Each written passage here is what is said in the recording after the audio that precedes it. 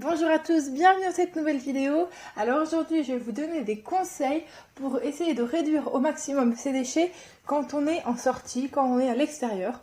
Comment faire pour éviter de se retrouver avec des millions de prospectus, de déchets, etc. Chez nous. Alors la première astuce c'est vraiment de refuser. Refuser, c'est-à-dire refuser tout ce qu'on va vous proposer. Souvent dans la rue, on peut vous donner des prospectus comme ça, on vous donne une petite carte de visite, on vous donne un petit papier, voilà. Le but, c'est vraiment de refuser. Faut pas avoir peur de dire non, de dire bah non, j'en ai pas besoin. Ça va pas offusquer les gens, faut pas essayer tout le temps d'être gentil.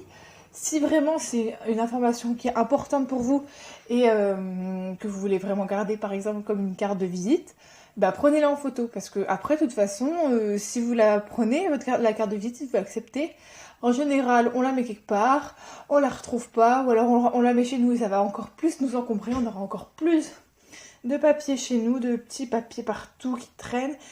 Et même ça, le fait de garder plein de choses chez soi et d'en avoir partout, ça c'est aussi un problème pour notre esprit. C'est-à-dire quand, par exemple, on voit notre bureau qui est tout débordé avec des feuilles qui volent, des feuilles partout, qui n'y a rien qui est rangé, ça va aussi encombrer notre esprit. Donc c'est aussi une question de minimalisme, etc. Minimalisme. Mais en tout cas, c'est vraiment utile de refuser les prospectus à l'extérieur. Après, c'est aussi refuser, c'est quelque chose qu'on va vous tendre avec un emballage. Par exemple, à la boulangerie, c'est plutôt ramener son sac à pain. J'ai déjà fait une vidéo là-dessus pour les conseils pour être zéro déchet en cuisine. Ramener son sac à pain et dire non au sac en papier. C'est pareil pour la baguette.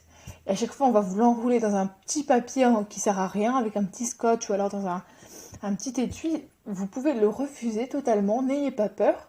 C'est vraiment ridicule, vous le prenez avec votre main, ça sert à rien d'avoir un papier à chaque fois, un déchet qui est jeté, des ressources utilisées, des arbres abattus juste pour avoir un petit emballage ridicule qui va avoir une durée de vie de à peu près une journée, voire moins selon l'utilisation. Voilà. Après, c'est aussi refuser, par exemple, si vous êtes dans les restaurants ou tout ça, refuser les pailles. Vous avez des pailles en inox que vous pouvez garder toujours sur vous, par exemple.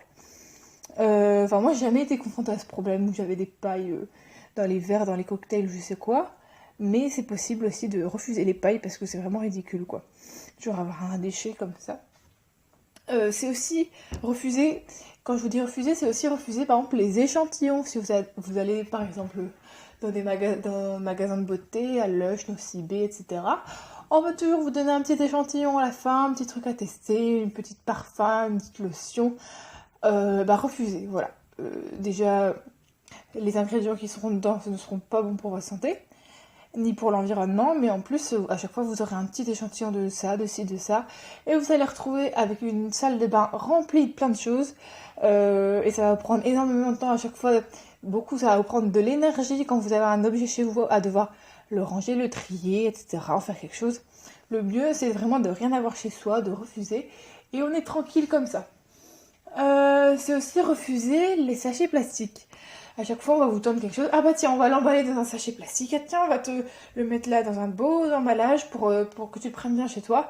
Alors, ça dépend qu'est-ce qui va être emballé. Des fois, vous pouvez tout simplement le refuser. Des fois, c'est un peu compliqué de repartir comme ça, tout seul. Enfin, de repartir sans plastique. Par exemple, si vous allez chez quelqu'un et la personne veut vous emballer quelque chose qui est pas transportable à la main, comme je sais pas, quelque chose de liquide ou quelque chose de je sais pas quoi, vous pouvez aussi lui proposer qu'elle le mette dans un bocal à confiture par exemple, et vous lui rendez la prochaine fois, comme ça fait pas de déchets. Elle peut vous le mettre dans un tupperware, vous lui rendez la prochaine fois, voilà. Vous pouvez aussi avoir des serviettes sur vous, comme ça. Et attendez, je vais bien vous montrer, voilà, une petite serviette, et comme ça, vous pouvez emballer par la technique du furoshiki des choses qu'on vous donne, ou alors emballer votre sandwich quand vous allez à l'extérieur. Il y a aussi le fait de refuser les gobelets en plastique qu'on peut vous servir un peu partout. Après, souvent aussi, dans les festivals par exemple, il y a de plus en plus des gobelets en plastique réutilisables, des éco-cups comme on pourrait appeler. qui se mettent en place et qui s'utilisent de plus en plus. Mais si vous vous trouvez dans une situation où il n'y a pas ça, et bien tout simplement vous prenez votre gourde. Attendez, je vais bien vous montrer. Voilà, là une gourde et vous prenez votre jus d'orange on voudrait vous servir là-dedans, votre café, tout ce que vous voulez. Comme ça, vous ne faites pas de déchets parce que c'est vraiment très, très énorme toute la quantité de déchets qui est générée par tous les gobelets en plastique, les couverts en plastique, les assiettes en plastique qui sont tous à usage unique. En gros, voilà, le fait de refuser, c'est refuser aussi tout ce qui va être en général à usage unique. Je ne vais pas en faire toute une liste non plus. C'est un peu compliqué. Ce qui est aussi très pratique quand on est à l'extérieur, c'est d'avoir toujours sur soi des sacs à pain aussi. Ce qui est pratique aussi, c'est de les mettre dans la voiture. Comme ça, si on a oublié vous ne savez même pas qu'on allait acheter du pain et qu'on se retrouve coincé, on a toujours notre sac à pain dans notre voiture, c'est assez pratique. Ce qui est aussi pratique, c'est d'avoir toujours chez soi, enfin chez soi non, justement, dans son sac, quand on va partir à l'extérieur, des petits sacs en tissu, je crois que je vous ai déjà montré, attendez, voilà, et comme ça, des sacs hyper légers, vous pouvez acheter des choses en vrac dedans, vous pouvez transporter des choses qu'on vous donne, vous les mettez dans ce tout petit sachet en tissu que vous trouvez dans les magasins bio, au niveau des fruits et légumes. Voilà, et c'est vraiment pratique si vous ne saviez pas que vous allez acheter quelque chose en vrac, par exemple, et ben vous l'avez toujours sur vous et vous êtes tranquille, vous n'avez pas tout le temps à y penser. Voilà, c'était tout pour cette vidéo. En gros, voilà, le zéro déchet à l'extérieur, ça demande un peu plus d'organisation, mais c'est vraiment hyper simple quand on a après adopté tous ces petits gestes au quotidien à faire. C'est vraiment super, en plus comme ça on est en accord avec ses valeurs, on donne l'exemple aussi, c'est une bonne manière quand on est un peu différent du groupe, par exemple, qui va refuser, par exemple, un gobelet en verre, en plastique justement. Ça va montrer l'exemple, les gens vont voir qu'il est possible de faire autrement.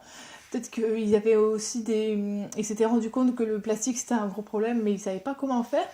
Et voilà, le fait d'agir comme ça tous les jours, c'est aussi un moyen de militer, de montrer aux autres que c'est possible de le faire, que c'est agréable, que voilà, le zéro déchet c'est pas pénible, c'est pas chiant, tout ça quoi. Et c'est vraiment une bonne action à faire quoi. Donc c'était tout pour cette vidéo. Si vous avez des questions, dites-les moi en commentaire. Et moi sinon je vous dis à la prochaine.